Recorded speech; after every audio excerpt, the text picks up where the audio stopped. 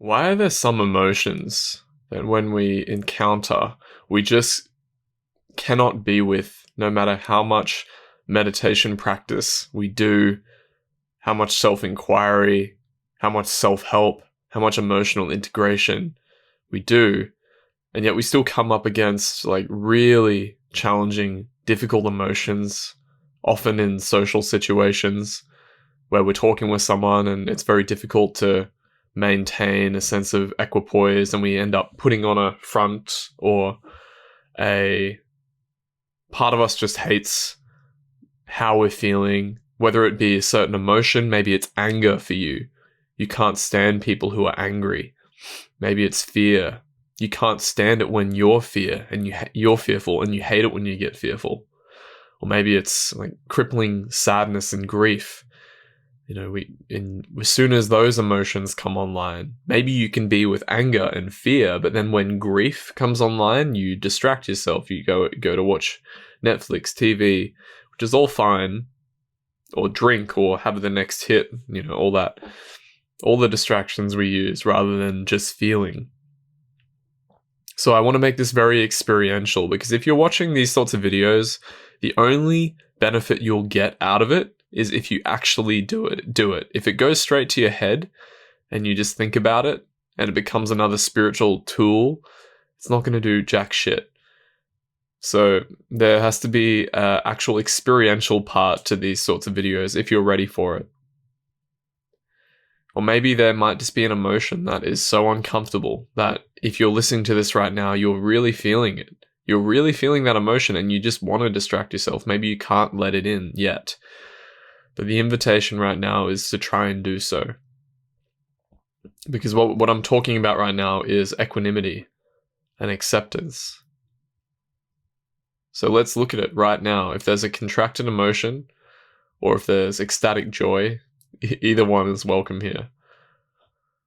Because when we do these spiritual practices, when we do these long-term spiritual practices that we've been on, many meditation retreats, many self-help workshops, often we set ourselves up unconsciously to be somebody who's in the process of healing, someone who's like in the process of fixing themselves, and they're eventually going to get better one day. One day I'll be able to be equanimous enough with that uncomfortable, squirmy emotion when it arises. So yeah, take this out into the field with you today if it resonates, and maybe come back to this if you need to.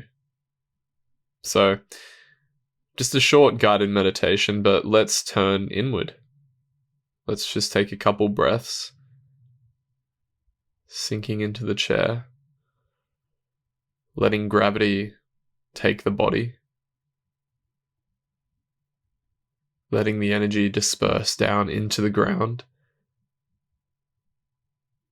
A weighted feeling and a relaxing feeling just sinking into the body. Sinking into the body and relaxing. The forehead, the cheekbones, the jaw, relaxing the neck, the shoulders, the chest, the glutes, the thighs, sinking down into the body from head to toe, scanning and releasing. And if there's any discomfort in the body, which chances are if you're watching this video, there very well could be, a tightness in the core, a tightness in the neck. We're not going to try and fix any of that right now. That isn't the point. Even though there may be a spiritual practice that is trying to come online, that wants to transmute, that wants to change, that wants to make it something else.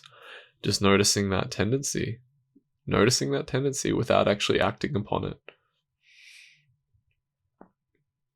Now, how much can we accept?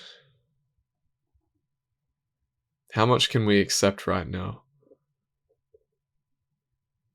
If we be radically honest, is there any movement of mind that wants to attune to be with a sensation, like a tightness in the gut, in order for it to go away? Maybe there's a tightness in the chest. Can you notice a little inflection of your mind that is squeamish, that is restless, that wants it to be different than what it is? That's what we're going to put our attention in. Because so often we just want to go right in. We hear all these spiritual practices, all of these like self-help teachings that say, go into the sensation and be with it with equanimity. So what we do is we go into the sensation. But what we're doing simultaneously is we're with it in order for it to go away. Now here's the tricky thing. We're not going to demonize that movement of mind. It's very natural to want to just feel better. But we overlook the fact that we're actually rejecting experience by being with an uncomfortable sensation in order for it to go away. You see? So we're with it in order for it to go away. That's so common when we do the emotion work. So instead of that, we have to orient. If we want to have equanimity, we have to orient with a loving curiosity.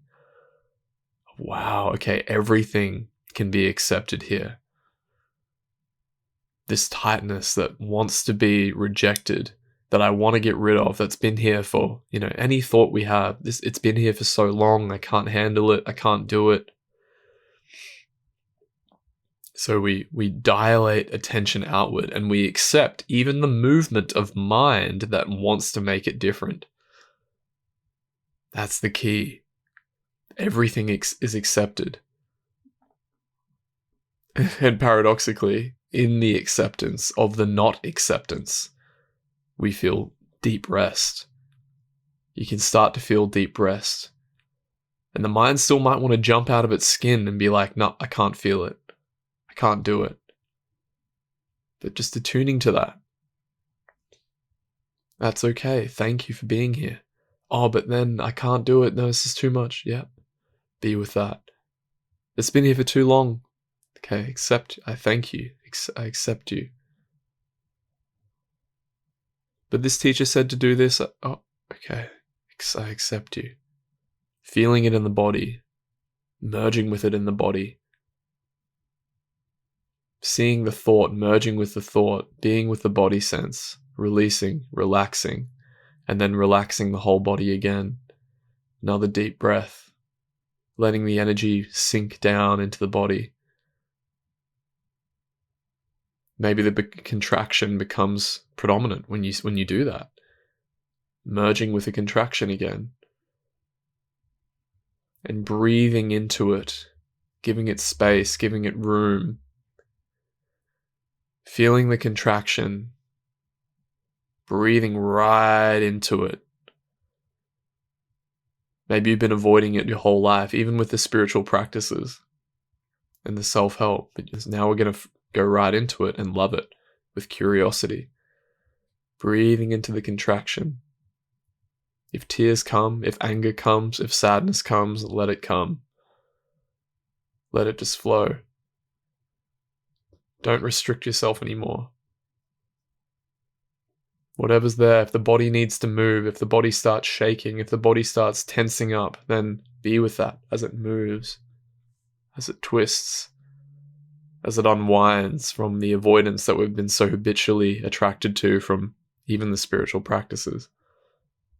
Breathing into it, soaking it up with air, with oxygen, with life, because it's been pushed away.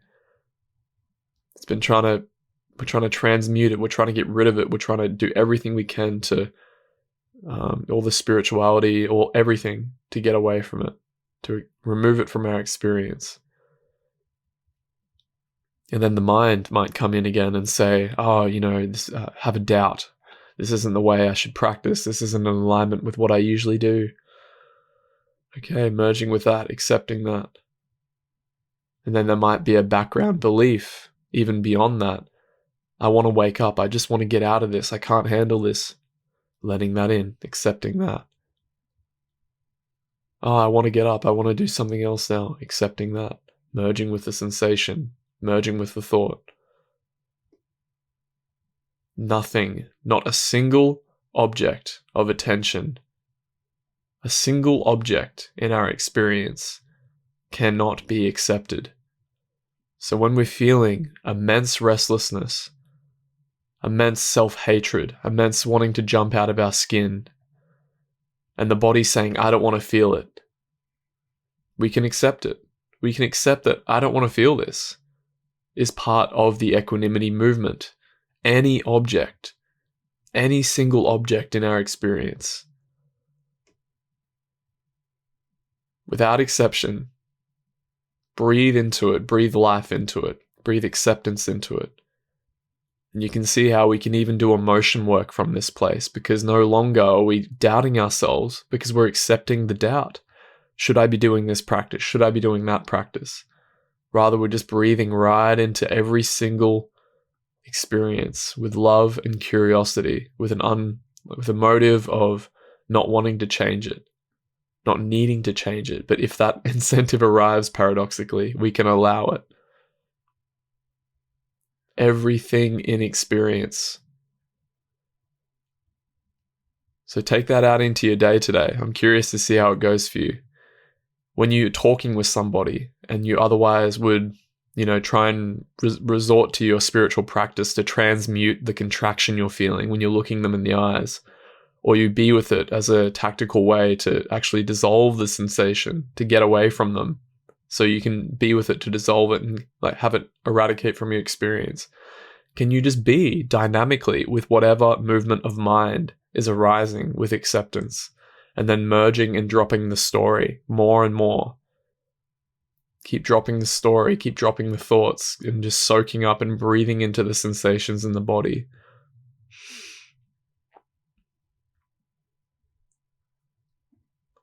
The mind won't want to do this, and the mind will habitually retract back, and then it's going to say things like this. When you're feeling intense contraction, it'll say this: I can't do it, I can't be with it. This is what, am I doing it wrong? Did I do what Sam's doing wrong? What he said wrong?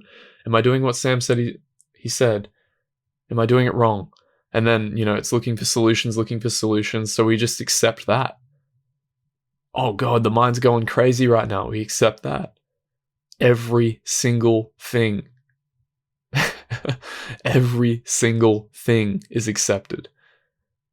Oh, I want to do emotion work now on this. Oh, should I do that? Should I not do that? Should I just rest as awareness? Oh, accept that. Okay, now I'm doing emotion work. You get the idea. Everything. I don't know how many times the mind has to hear that, and then we go out and we get contracted, and I'm humbled by this constantly. The mind wants to look for this spiritual practice or this self-help technique, and I've said that 50 times now, but it's so worth reiterating that it's that simple. Everything. Okay, let me know what you think in the comments. I hope this helps, and take it with you today, and really give it earnest curiosity if this stood out to you. Loving curiosity. Good luck to you. Let me know.